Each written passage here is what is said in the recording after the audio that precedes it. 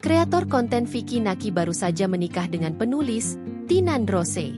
Acara pernikahan itu berlangsung hari ini, Senin, 24 November 2025. Momen pernikahan tersebut dibagikan oleh Vicky lewat unggahan di akun Instagramnya. Pada salah satu unggahan, Vicky Naki tampak menangis haru setelah resmi menikahi Tina Ndrose.